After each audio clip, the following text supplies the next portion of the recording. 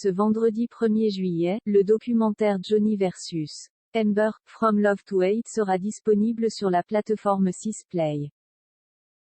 Alors qu'il a gagné son procès face à son ex-épouse Amber Heard, Johnny Depp a tout de même un regret. De l'amour à la haine. La descente aux enfers de Johnny Depp et Amber Heard a été relatée durant le procès opposant les deux ex-époux, du 11 avril au 1er juin dernier. Ce rendez-vous très médiatique a vu l'interprète de Jack Sparrow sortir largement vainqueur du tribunal américain. Un documentaire réalisé par le média TMZ revient sur ce procès historique, Johnny vs. Amber, From Love to Hate. Dès ce vendredi 1er juillet, il sera disponible gratuitement, en VOST, sur la plateforme 6play. Je n'aurais pas dû ressentir ça, raconte l'acteur à la barre dans le documentaire, au sujet de son attirance pour Amber Heard. Pour un film en commun, les deux comédiens se sont embrassés face caméra.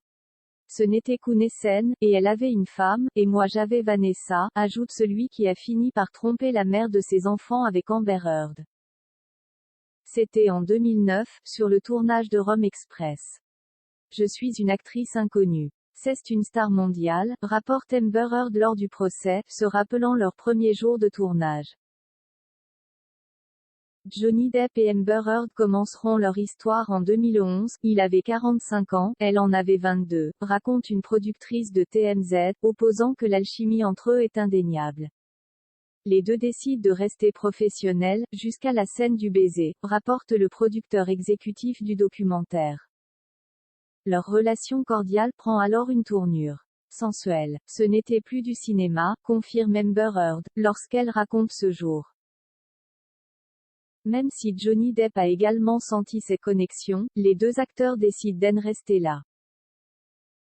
2 ans plus tard, les interprètes de Rome Express se retrouvent à nouveau pour la tournée promotionnelle du film.